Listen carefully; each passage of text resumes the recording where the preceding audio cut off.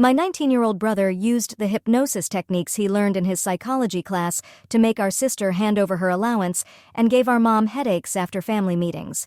Then I found his notebooks detailed records of every time he'd put us into trances, including videos of him practicing on my 12-year-old sister while she slept. I always thought my older brother Marcus was just odd.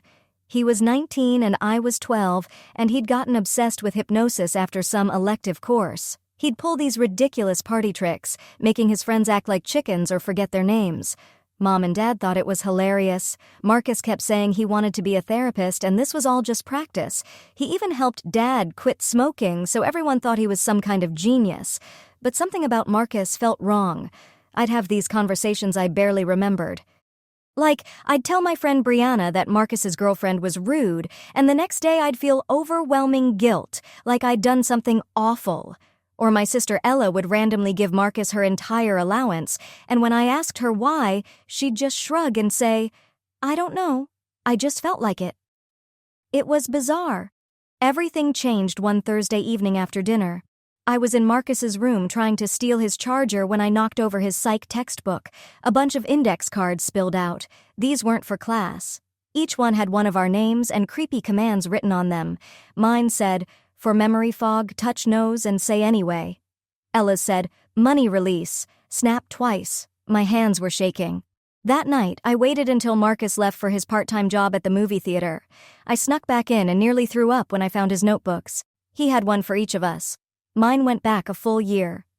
Every page was dated with disturbing notes like, "Successfully implanted guilt trigger about girlfriend," or "Jaden forgot argument about chores. Level 4, trance achieved." He'd been hypnotizing me, and I hadn't even known. The next morning, I found Marcus in the kitchen making coffee. "I found your notebooks," I said, trying not to cry. Marcus just smiled. "What notebooks, bud?" Then he touched his nose. "Anyway, you should get ready for school." "Stop it," I said, backing away. "I know what you're doing. You can't hypnotize me anymore." He laughed. "Hypnotize you? Come on, Jaden. I only do that stuff at parties. You're being paranoid." After school, I told Mom and Dad. Marcus played innocent perfectly. He showed them his real homework and said the index cards were part of a class project. He was such a good liar. They believed him. Of course they did. They always took Marcus's side. But after that, he got worse. At dinner, he'd use his trigger words to make Ella sleepy so she'd go to bed early and he could steal her dessert.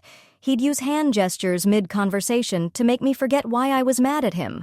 The scariest part was not knowing what else he'd made us forget. If I refused to do his chores, he'd hypnotize me into thinking I already agreed.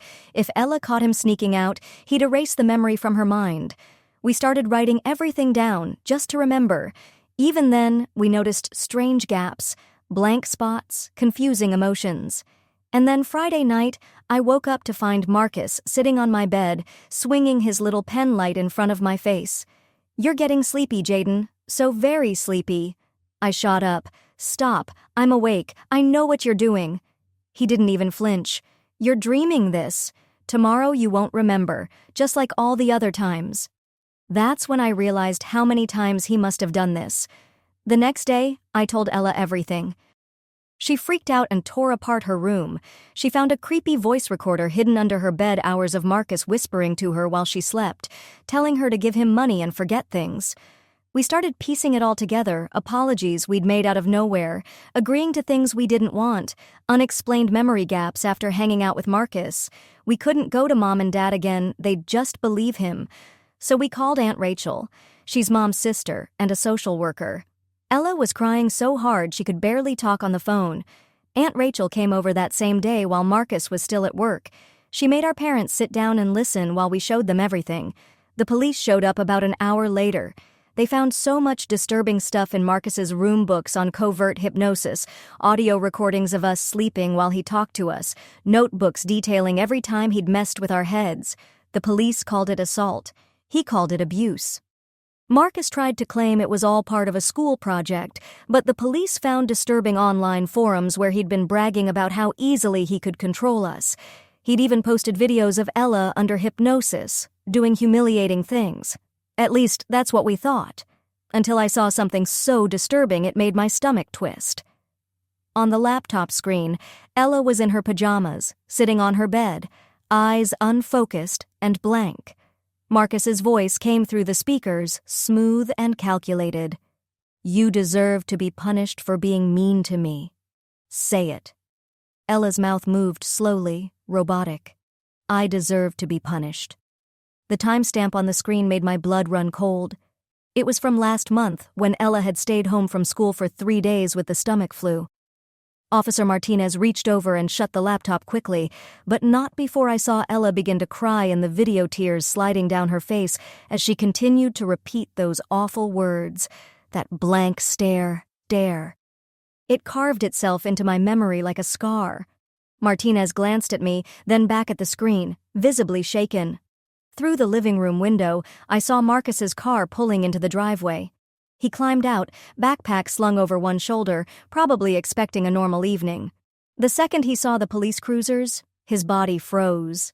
The backpack slipped from his shoulder and crashed to the ground, the zipper snapping open. Several pendant necklaces spilled onto the pavement, along with a notebook labeled Advanced Subjects Workplace in his precise handwriting. Our eyes locked through the glass. For a brief second, I saw something flash across his face, fear, maybe even rage. But then it vanished, replaced by a calm, expressionless mask, like he'd just flipped a switch. Officer Martinez was already moving toward the door. Marcus squared his shoulders as the officer approached. By then, neighbors had started stepping outside, phones raised, cameras recording. Mrs.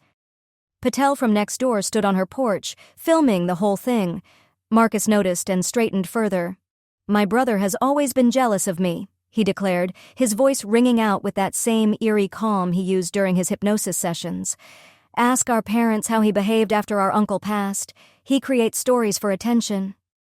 Inside, Mom was sitting at the kitchen table, but now she suddenly clutched her head. "Oh, God," she whispered. "The headaches. I always got headaches after those family meetings." Her skin went pale as the realization hit her. "He called them family meetings," she murmured. "Said we needed to communicate better afterward." She trailed off, pressing both hands to her temples like trying to hold her mind together. Dad was still by his filing cabinet, staring at a piece of paper he'd pulled out. His hands were trembling. "This contract," he said slowly. "I signed this giving Marcus my car for his birthday." He looked up, eyes wide and horrified. "I don't remember signing this. I thought I gave it to him because he was doing well in school. But I don't actually remember deciding that." Ella came down the stairs then, clutching her old stuffed elephant, the one she'd had since she was 3. "There's another recorder," she said in a small voice, "under my bed. It looks like the one the police already took." Her voice cracked. "I can't sleep in that room. He was in there while I was asleep. Can I stay at Aunt Rachel's, please?" I looked around at my stunned, devastated parents and my terrified little sister. Mom was still gripping her head, Dad just staring at that contract like it might explain what had happened. Ella needed someone with her, but leaving our parents like this. It felt wrong, too. "I'll go with Ella," I said, the words tumbling out before I even fully thought them through. She immediately grabbed my hand, holding it tightly. As we headed upstairs to pack my things, I heard Mom behind the bathroom door. It was closed, but her sobs came through anyway. Each one made my chest squeeze tighter. I'd made my choice, but guilt settled like lead in my stomach. My phone buzzed with 3 notifications at once. Dad's boss was calling. Ella's school had sent an emergency meeting request, and Marcus's manager from the movie theater was texting Mom, insisting it was all a misunderstanding and that Marcus would never do something like this. Dad picked up his call in the hallway.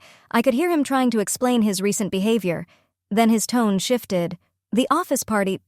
Yes, Marcus was there. He did a few demonstrations. Why?" There was a long pause. "What do you mean the Morrison contract might be invalid? I was completely clear-headed when I signed..." Another pause. "Influenced? What are you talking about?" Alina showed up at our front door just as the police were loading evidence into their van. Marcus's girlfriend looked wrecked, her face blotchy from crying, clutching her phone like it was keeping her grounded. She pushed past Aunt Rachel and found me standing in the hallway. "This is wrong," she said urgently, holding up her phone. The screen was filled with text after text from Marcus messages checking on her anxiety, reminding her about therapy appointments, offering comfort. He only wanted to help people. He got me through panic attacks. Look at these. Do these look like messages from someone who would hurt his own family? Ella appeared at the top of the stairs, hugging the banister. He helped me with math homework, she said quietly, her brow furrowed. He was patient. He was nice. Her voice wavered. That was real, wasn't it? Some of it had to be real. The memory hit me like a punch. Marcus in his room last week, on the phone. The backup files are secure, he'd said. Cloud storage is beautiful. Our family shared a cloud account. We all knew the password. If Marcus had uploaded anything there, the police might not have found it yet. My phone buzzed. Our principal's voice came through, tense and composed. Jaden, I need to speak with your parents. News about Marcus is spreading quickly through social media. There's something deeply concerning about that anyway thing he said when you confronted him. That matches the exact trigger word from those index cards. We're dealing with some very serious concerns here, and I need to inform them that mandatory reporting protocols might require us to contact Child Protective Services. Then the guidance counselor from Ella's high school called. Ella needed her anxiety meds refilled, but Marcus had been listed as her emergency contact. He'd been the one managing her appointments and renewals. Now they needed a new signature, or she'd have to start over with a different doctor. Somehow my old therapy records had ended up in the pile of evidence. I hadn't even known Mom kept them. I flipped through the pages, heart sinking. The therapist's notes from after Uncle's death were brutal. Patient exhibits tendency toward elaborate fantasies, develops detailed false memories as a coping mechanism. Every sentence felt like a weapon Marcus's lawyer could use against us. The family group chat became a war zone. Marcus's attorney had already taken screenshots old messages where I'd called Marcus the best big brother ever after he helped me with a school project. Ella once joking that he must have hypnotized her into cleaning her room. Mom thanking him for being such a responsible oldest child. Harmless messages that now looked sinister in retrospect. I'd spent hours combing through Marcus's Instagram, desperate for anything that could help. The court-appointed psychologist called it obsessive behavior in her early notes. She wrote that I showed signs of fixation and potentially unhealthy focus on sibling rivalry. That night, Ella tried to distract herself with Netflix. She opened her profile and froze. Her picture had been changed to spiral eyes. So had mine. So had Mom's. Every account on our profile had been altered. Marcus still had access to our streaming account. It was such a small thing. But Ella started trembling when she saw it. 3 nights without proper sleep caught up with me during the CPS interview. My eyelids kept dropping while the investigator asked questions. She made a note about apparent fatigue and possibly substance use. I tried explaining about the nightmares, how every time I closed my eyes, I saw Marcus sitting on my bed with that pen light, but I don't know if she believed me. While we were still at Aunt Rachel's, Dad's brother called. I could hear his wife in the background. We can't have our kids around all this drama. What if it's genetic? What if something's wrong with the whole family? My uncle, who'd come to every holiday, every birthday party, said he needed to protect his own children. Then he hung up. The youth theater called about my upcoming play. The director said all the family drama was causing problems in rehearsal. Some parents had expressed concerns. They were considering recasting me. The one normal part of my life, the one thing untouched by Marcus, was slipping away too. Then we found out Marcus's lawyer had secured a recording. In it, Mom clearly gave consent to a hypnosis session for stress relief. Afterward, she even thanked him, said she felt so much better. The lawyer argued it showed a pattern of willing participation. How could we claim abuse when we'd asked him for help? My best friend's older brother needed a recommendation letter for a college theater program. Marcus had promised to write it. Now the brother kept messaging me, accusing me of ruining Marcus's life over family drama. He told me to stop being selfish and think about how my actions were affecting other people. The situation at Dad's job got worse. During the office party, while under hypnosis, he had apparently shared confidential information about the Morrison Project. The company launched an internal investigation. Dad might lose everything all because he'd let Marcus do what seemed like a harmless demonstration to impress his coworkers. Ella had a strange moment at the pharmacy that she called a breakthrough. She suddenly remembered the difference between a real memory and one Marcus had implanted. She got excited and began explaining to the pharmacist how she could tell them apart, but to everyone else, she looked frantic.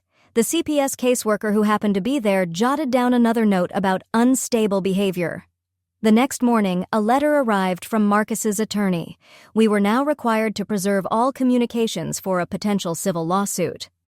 Every text, every email, every post on social media. Mom broke down again. How are we supposed to live normally when anything we say could be used against us? Alina started showing up at Ella's dance studio the next week. She'd get there early, wearing Marcus's old theater hoodie, offering to help set up chairs and organize the younger kids. The other parents thought she was sweet and helpful. They didn't notice how she used that same slow, rhythmic tone Marcus always used during his demonstrations. Ella came home from practice looking foggy and drained. She couldn't explain why Alina's presence bothered her so much, just that it did. One night during a family discussion about Ella's therapy options, Mom insisted Marcus had been present when they first decided she needed help after the bullying incident. Dad swore Marcus was at work that night. I remembered it happening at breakfast, not dinner. We spent nearly an hour arguing over a single conversation, each of us utterly certain we were right, each version completely different. Our certainty only made us angrier with each other, not with Marcus. Then, while sorting through old boxes, Mom found one of my childhood journals. Every page praised Marcus. One entry from 2 years ago turned my stomach. Marcus is the best brother ever. I wish I could be just like him when I grow up. He always knows how to fix everything. It was definitely my handwriting, but I had no memory of ever feeling that way. The court-appointed psychologist added it to her growing file of observations about our complex family dynamics.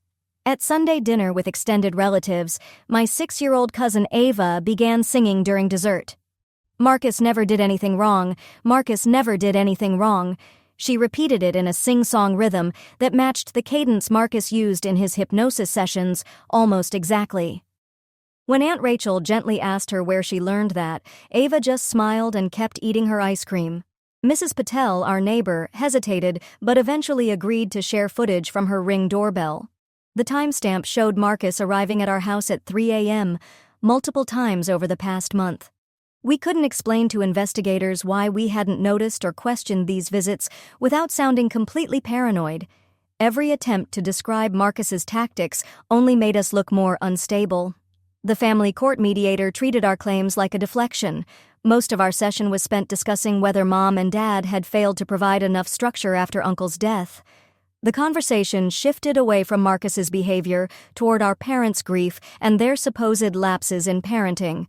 Mandatory family therapy sessions were ordered, and eventually Marcus would be required to attend them too. That night, sitting in Aunt Rachel's guest room, I remembered the cloud account password Ella's birthday, reversed. I'd helped Marcus set it up years ago. My hands were shaking as I logged in before his lawyer could request a password reset. Hidden between folders of normal family photos was one titled, Practice Sessions, Strangers. My throat went dry as I opened it. One of the kids from Marcus's theater job had posted videos from cast parties on TikTok. I watched them for hours frame by frame. In one clip, what looked like a simple theater warm-up game suddenly didn't seem so harmless. Marcus's hands moved in that familiar, calculated way, and the other actor's eyes, glassy, unfocused, matched the exact look Ella had in that video. They were all laughing and playing along, completely unaware of what was actually happening. Dr. Fletcher, the court-appointed family therapist, filed a report expressing concern over what she called my fixation on proving Marcus's guilt. She noted signs of obsessive behavior and even mentioned potential revenge fantasies. Her recommendation, individual therapy for me. Yet another professional who saw me as the problem, not Marcus. I tried recording one of Marcus's weekly jail calls to our parents. The app glitched 3 separate times, producing nothing but static. When I insisted to Mom that he had used trigger words during the conversation, she looked at me, not with concern, but with weariness. Without the recording, I just came off as paranoid. Unstable. Exactly the kind of troubled kid Marcus had described to the police. Ella's trauma therapist required both of our parents to be present for her disclosure session about the hypnosis abuse, so I spent that afternoon alone at Aunt Rachel's. trying to mentally prepare for my deposition, while Ella finally got to tell her truth to someone who might actually listen. I paced the house, trying to imagine what she was saying, hoping, praying that they would believe her. Dad's coworker Natalie had seen the hypnosis demonstration at the office party. She had witnessed Dad, clearly entranced, sharing confidential information. But when HR hinted she should focus on her own performance review rather than past social events, she backed off. Her child went to Ella's school. She couldn't afford the fallout. She chose job security. Mom was the first to notice that Alina had started wearing the same perfume she always wore. Then came the body language. The way Alina tilted her head while listening. The little touch to her collarbone when she was thinking. Even her laugh had started to resemble Mom's. When Mom brought it up to Dad, he brushed it off. "You're being paranoid," he told her. The gaslighting Marcus had started was continuing through Alina. Then came the legal offer. Marcus's lawyer, through our attorney, proposed a compromise. If we publicly stated that his hypnosis work had been a misunderstood therapeutic technique and dropped all accusations of abuse, he would withdraw the defamation suit. The lawyer framed it as generous. We refused. We knew accepting it would erase everything we'd suffered. Days later, Ella's school counselor received an anonymous email containing video attachments. The footage showed Ella in therapy sessions with Marcus heavily edited, stripped of all context. Without Marcus's voice giving commands, it looked like she was willingly participating in bizarre and humiliating exercises. Ella's cloud password was her birthday backwards classic, sibling-level security. Marcus probably figured it out in seconds, and the fact that he labeled his folder practice sessions, strangers, that alone said everything. He organized his manipulation like a sick catalog. The school launched its own investigation into what they called family dysfunction. But when the files were reviewed, they showed more than we expected. Yes, Marcus kept meticulous records of every time he hypnotized us, but the earliest entries were different. He had started after finding one of Dad's old grief counselor's hypnosis books in the garage. The margins of those pages were filled with Marcus's confused scribbles notes that mixed therapeutic strategies with coercive control methods. He didn't understand the difference between helping and manipulating. Both our attorney and Marcus's realized that Uncle had kept journals too. In one entry, Uncle mentioned noticing Marcus experimenting with his psychology interests on younger cousins. He'd seen it happening, but never reported it. He'd written that he didn't want to stir up family conflict during a hard time. His silence enabled years of escalation. The evidence told a complicated story. Yes, Marcus had hypnotized and manipulated us, repeatedly, systematically, but mixed in were moments that looked like real attempts to help Ella process her trauma from being bullied. His methods were wrong, invasive, abusive, but some of his intentions may have been genuine, which made everything more difficult. Harder to explain, harder to prosecute, harder to heal from. Aunt Rachel faced an impossible choice when the social work board reviewed her involvement in our case. Supporting us any further meant risking her license her entire career. She had spent 15 years helping families like ours. The board advised that she limit her involvement to informal guidance only. She chose her career. And just like that, we lost our only advocate who truly understood what we'd been through. I began documenting everything, obsessively, page after page, timestamps, dates, conversations, observations. My own notebooks were beginning to resemble Marcus's, only this time the purpose was truth. I documented everything, every moment, every detail, and when Mom found my notebooks, she broke down crying. "I can't believe this," she whispered. "You're becoming like Marcus, using his methods to fight him." Her words made me nauseous, but I couldn't stop. How else could we prove what he had done? I orchestrated an accidental run-in with Alina at the cafe where she usually studied. While she typed away on her laptop, I sat a table over, chatting about the weather, school, pretending to be casual. When she stepped away for a refill, I glanced at her screen. An open email draft stared back at me. Subject: Marcus's techniques to try with the kids at dance. A chill shot through my body. The shared cloud account revealed the most disturbing footage yet, videos of Marcus practicing hypnosis on himself. They dated back 3 years. In the earliest clips, he looked sincere, talking about anxiety and self-regulation. But over time, the tone shifted. What began as self-help evolved into something darker. The techniques sharpened into tools for manipulation. We watched him dissolve into the very tactics he later used on us. Then we got a Facebook message from Marcus's old college roommate. He claimed Marcus had offered to help with his insomnia during their freshman year and had conducted hypnosis sessions at night. But he wanted $5,000 to share his story. We didn't have that kind of money, and paying him would make his testimony useless in court. Another dead end. Between trying to negotiate with the roommate and managing Ella's therapy schedule, I missed a scheduled meeting with the prosecutor's office. One meeting. They marked me as an uncooperative witness in the official file. Just like that, I was unreliable. The system that was supposed to protect us was treating every stumble like proof that we were the problem. Legal bills piled up faster than we'd expected. Mom and Dad began talking about taking out a second mortgage. Meanwhile, Marcus's commissary account kept growing. Donations poured in from strangers online, people who believed he was just a misunderstood psychology student with a passion for mental health. His jail profile described him as a young man whose own family is trying to ruin his future. Then came the confrontation at Marcus's favorite diner. It wasn't planned. I was just there to grab coffee when I saw him, sitting across from his attorney during a supervised release visit. Something inside me snapped. Years of fury bubbled up and spilled out. I stood up, knocking over my water glass, and began yelling, listing every single thing Marcus had done, every betrayal, every violation. People turned, phones came out, diners began recording my breakdown. By nightfall, the video was viral on TikTok. The comment section was filled with sympathy for Marcus. Why is this unhinged guy harassing that polite young man? Leave him alone. He's paid enough already. Classic family drama turning into public witch hunt. The following Monday, Mom lost her job at the local library. The board president, whose daughter had worked with Marcus at the theater, said the situation was disruptive to workplace serenity. That's all it took. Mom had worked there for 8 years, helping kids find books, running reading programs. Now she was unemployed, another casualty of Marcus's charm and influence. We moved in with Aunt Rachel. Outside our old house, Marcus's supporters held signs. Free Marcus. Stop the witch hunt. Therapist, not criminal. Ella couldn't even walk to school without passing people who thought her abuser was some kind of victim.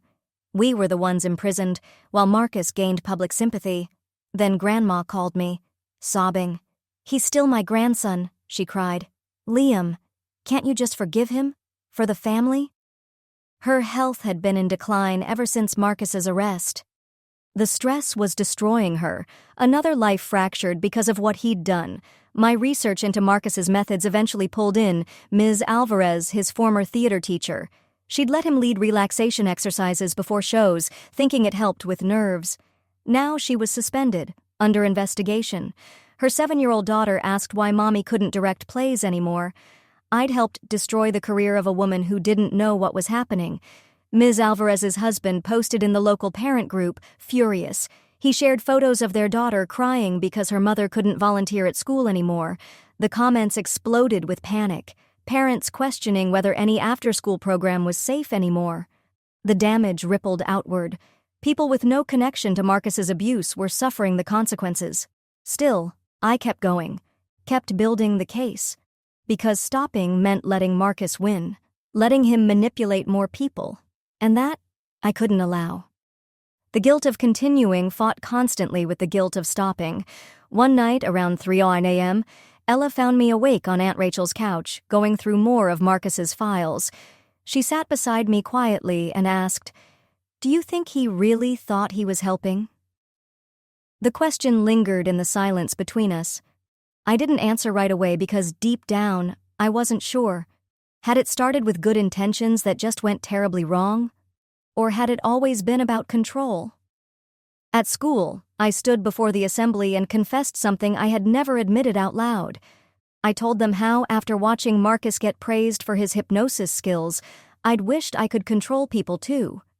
I'd envied his ability to make others bend to his will, saying it felt like peeling back my own skin. But I needed them to understand how seductive that power could be. new evidence surfaced, highlighting that I had ignored Ella's early complaints. She'd come to me more than once saying things felt fuzzy after talking to Marcus. I'd dismissed it, assuming she was just being dramatic. The guilt hit like a blow to the chest. I could have stopped all of it if I'd just listened to my sister. Then Marcus's legal team filed for an expedited hearing, claiming the delay in proceedings was unfairly damaging. Our attorney was away on a scheduled vacation with his family. We had 2 weeks to prepare for a pivotal court date while scrambling to catch up. Marcus's team had timed it perfectly. The full truth about his motivations emerged through his own journal entries. After our uncle died, grief shattered our family. At 16, Marcus had discovered hypnosis and convinced himself he could fix the pain. He believed, sincerely, that he could make us happy by taking away our sadness. What started as a desperate attempt to save the family mutated into something twisted. I found an old video on his laptop recorded just after the funeral. In it, Marcus sat alone, crying so hard his voice broke, begging me to help him feel normal again. He looked so young, so broken. I had promised to keep that moment private, to protect his vulnerability. Now I had to break that promise. I had to use that video in court to explain how Marcus became what he did. The Liam who once protected his brother's secrets had to disappear. In his place stood someone calculated, willing to expose our family's most painful moments for the sake of the case. I hated the person I was becoming, but Marcus had made me this way.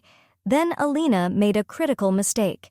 While trying to prove Marcus's good intentions, she forwarded me an email chain 1 that included detailed instructions from Marcus on how to use hypnosis on the children at the dance studio. Her face turned white the moment she realized what she'd done.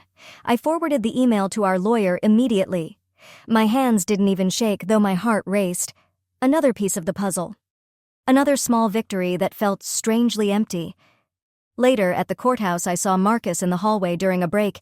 He was sobbing. Our eyes met. We both instinctively touched the same matching scars on our forearm scars from a childhood accident. For just a second, he wasn't the manipulator. He was my big brother, and I was the little kid who had once idolized him. But then it passed. Marcus's counterclaim was gaining momentum. His lawyer argued that our parents had failed to address his mental health after Uncle's death, that he was a neglected teen, forced to create his own coping mechanisms. The story was shifting from abuser to misunderstood victim. It all now hinged on Dr. Fletcher's testimony. She'd spent weeks observing our family, interviewing each of us, watching how we interacted. Her assessment would carry more weight than any email, video, or journal entry we had. Everything depended on whether she saw through Marcus's carefully crafted persona. I couldn't help but question Alina's mistake. Had she really been that careless? Or had part of her wanted someone to see the truth? And the timing Marcus's lawyer filing during our attorney's vacation, was that really coincidence?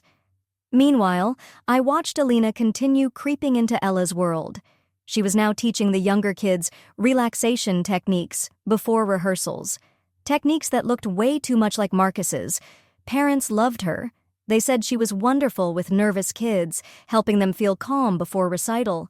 No one else seemed to notice the way her voice slowed when she spoke, or how she used that delicate, swaying pendant.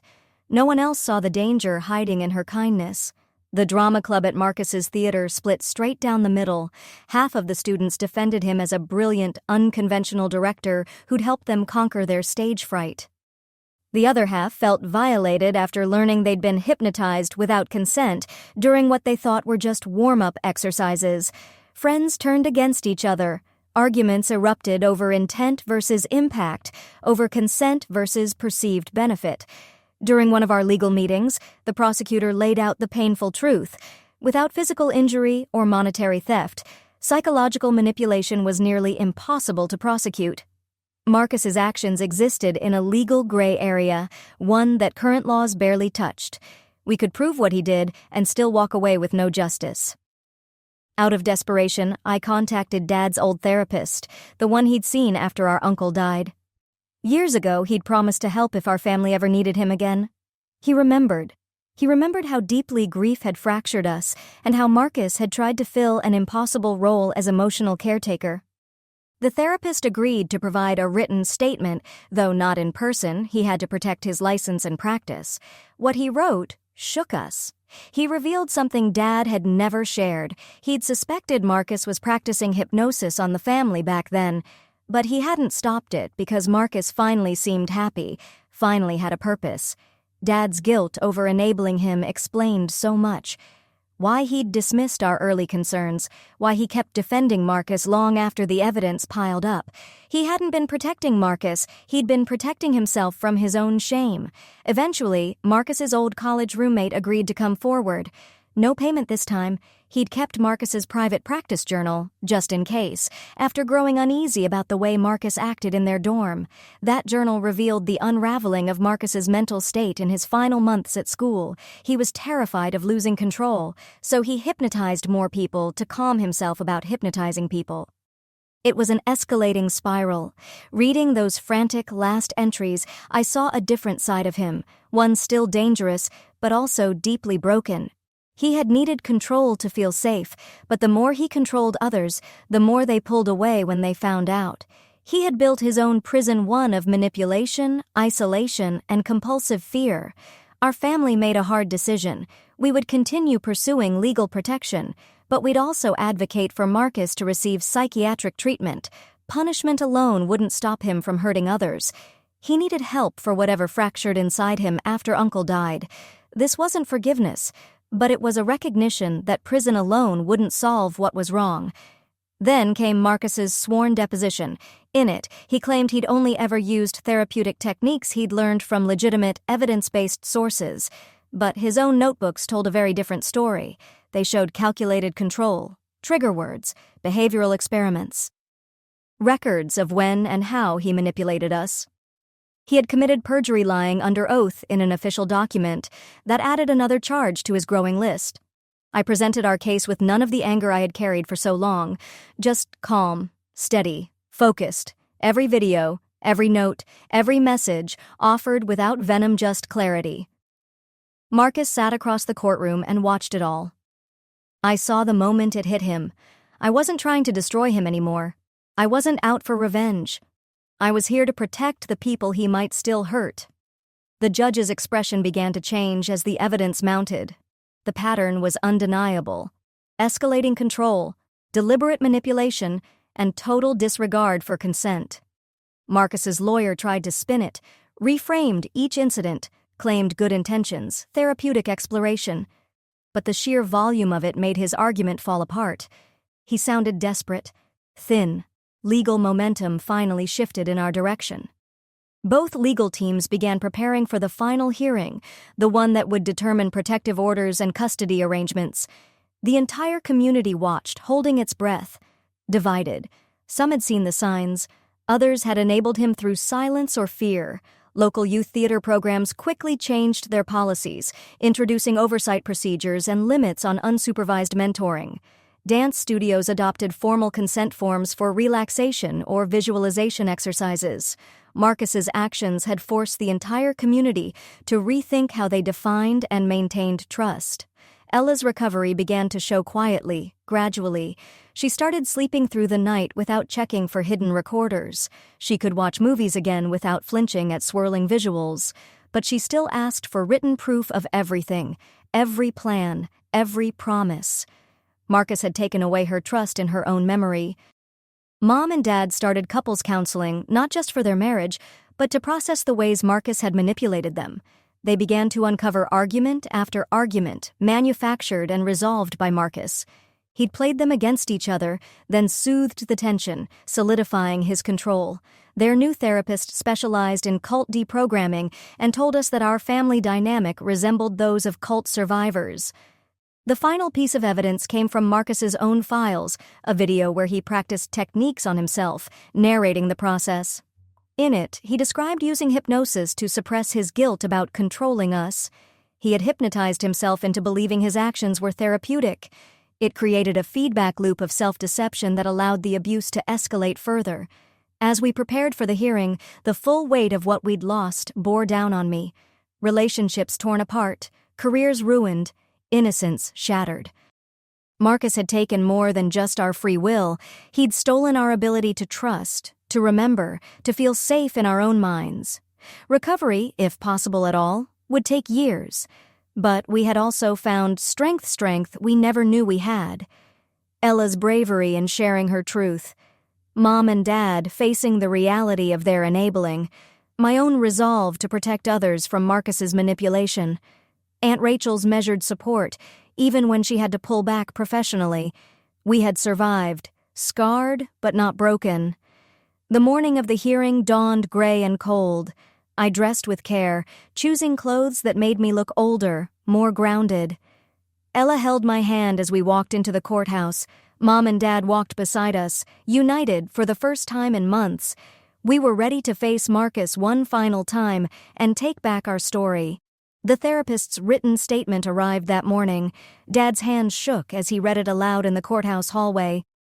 The therapist confirmed that Dad had expressed concern about Marcus's practice sessions, but had rationalized them as harmless sibling bonding. Dad's face crumpled. He'd known something was wrong, but ignored it, because Marcus finally seemed to have a purpose after our uncle's death. Then Marcus's former roommate showed up unexpectedly holding a worn journal. He said he no longer wanted money. His own younger brother had recently begun showing signs of manipulation by a summer camp counselor. That had changed everything for him. The journal entries were damning. They traced Marcus's descent from self-improvement to cold, calculated control. He'd recorded success rates, adjustments, methods of refinement. Every page revealed his growing addiction to the power hypnosis gave him. The courtroom was full supporters, skeptics, and curious community members alike. I recognized parents from Ella's dance studio, cast members from Marcus's productions, neighbors who'd watched the police arrive that night. One of Ella's friends waved at her before her mother grabbed her hand and whispered something sharp. The community's division showed in the sideways glances, the tension in the air, the whispered arguments. Both of us, Marcus and me, wore the physical signs of recent months. My fingernails were chewed raw, some bleeding. Marcus had lost noticeable weight in jail, his theatrical presence now replaced by hollowed eyes. When our eyes met across the courtroom, we both instinctively touched the matching scars on our forearms remnants from a childhood bike accident. For just a moment, he was my big brother again. The prosecutor began their presentation. Each piece of evidence was laid out with quiet clarity. Every session, every instance, every manipulation. A clear pattern emerged. What may have started as grief-driven efforts to help had evolved into systematic, strategic control. Marcus's own notes betrayed him.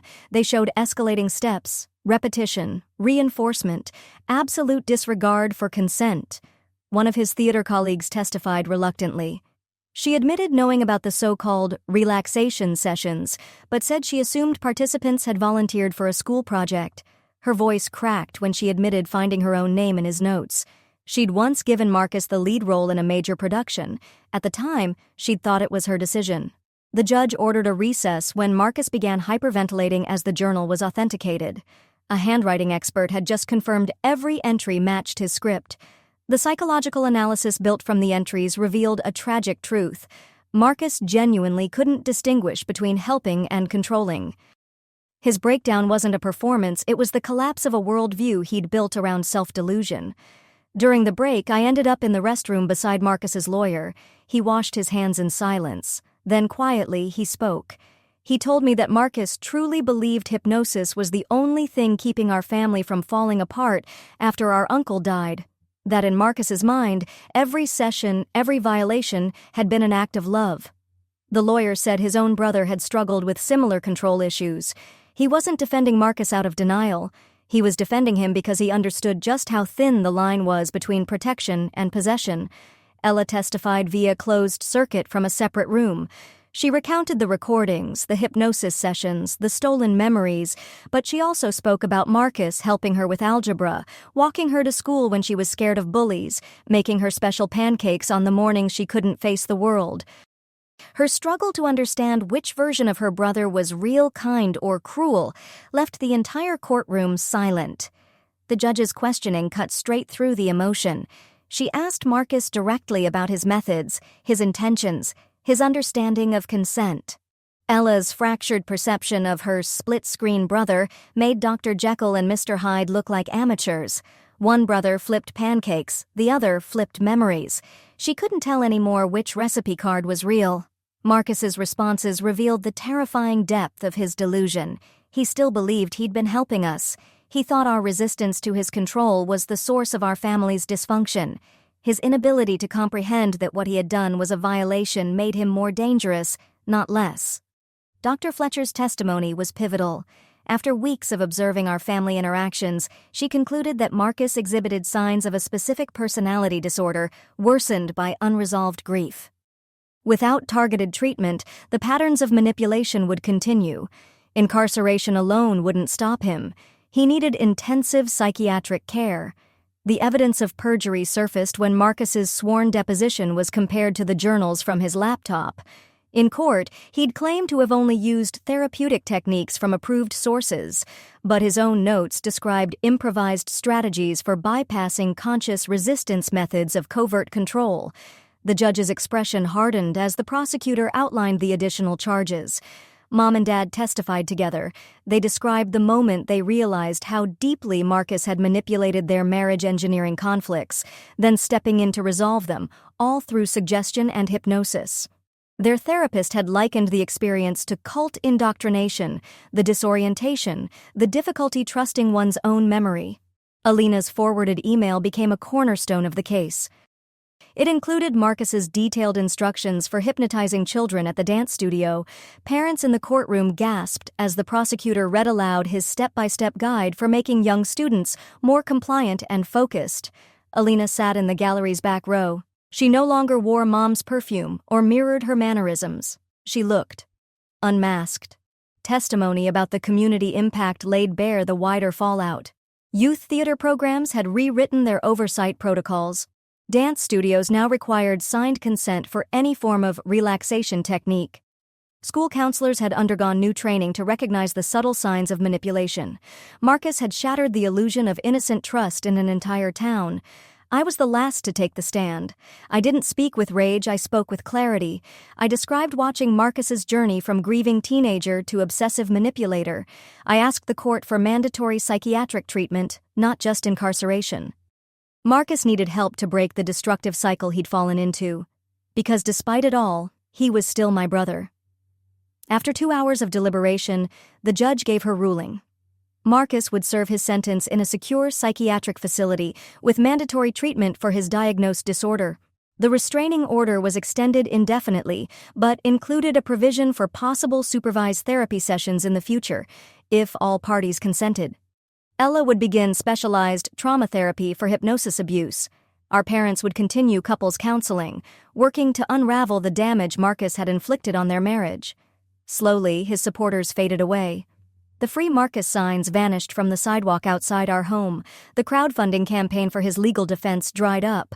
People who once defended him fell silent, many realizing they too had experienced subtle patterns of manipulation. The local theater community began its own reckoning. A long overdue look at how charisma can mask abuse and how easily well-meaning people can enable it. Ella's prescription was finally refilled. A new psychiatrist took over her care. The school removed Marcus from her emergency contact list and implemented new mental health policies for students. Her dance studio brought in a child psychologist to evaluate any lingering harm from Alina's influence. They wanted to make sure no other child had been harmed without realizing it. Dad's job remained safe. Though the Morrison contract had to be renegotiated due to the hypnosis incident, his co-workers stood behind him. They'd seen his years of hard work and knew he'd been manipulated too. His company established new boundaries around employee-led demonstrations at events. Mom found a job at another library branch. The director there had followed our case and believed in giving people second chances. She started slowly, just part-time shelving, but it gave her something she'd lost, a sense of purpose. The smell of old books, the quiet rhythm of returning order to the shelves. It grounded her. Not every day was easy, but she was rebuilding. When we finally returned to our family home, it felt different. Ella insisted we change the locks on her bedroom door. We found and removed every recording device Marcus had hidden. The family photos stayed up, but whenever I looked at Marcus's smiling face, it felt like a stranger wearing my brother's skin. Grandma's health stabilized once the legal process came to an end. She still couldn't fully accept what Marcus had done, but she stopped asking us to forgive him. She sent cards to Ella and me, carefully worded, never mentioning Marcus. The family fracture might never completely heal, but at least the bleeding had stopped. Ms. Alvarez returned to teaching after the investigation cleared her. The theater program adopted new safety policies, and she became a vocal advocate for consent in performance spaces. Her daughter could finally watch her direct again. Sometimes doing the right thing meant accepting collateral damage, but seeing people rebuild their innocence gave me hope. The drama club found new methods to manage performance anxiety. They brought in certified therapists who taught real relaxation techniques with full consent, full transparency. The division between those who had defended Marcus and those he'd harmed slowly began to mend as people processed what had really happened. 3 months later, I stood outside the psychiatric facility where Marcus was undergoing treatment. The therapist had approved a supervised visit. Ella chose not to come. She wasn't ready. Mom and Dad waited in the car, supporting my choice while holding their own boundaries. Marcus looked smaller in the visiting room. Not physically, but emotionally. The arrogance he used to carry like armor was gone, replaced by something raw and unfamiliar. We didn't speak that day. I just placed his old psychology textbook on the table between us. Inside the cover, I'd written, "Start over. Do it right this time." Walking back to the car, I felt something shift. Justice isn't revenge. Sometimes love means letting someone face consequences and still hoping they find a way to heal. Our family would never go back to what it was before Marcus's manipulation, but maybe we could build something new from the pieces. Ella was sleeping through the night without nightmares. Mom and Dad were starting to trust each other again, and I was learning that real strength sometimes meant knowing when to let go. The drive home was quiet. Ella had texted, "Can you get ice cream?" Her first dessert request since all of this began. It felt like a small victory. We were healing separately, in our own ways, but moving forward. Marcus's control had been broken. Now we had to discover who we were without it. I've appreciated sharing these thoughts and moments with you. See you in the next chapter.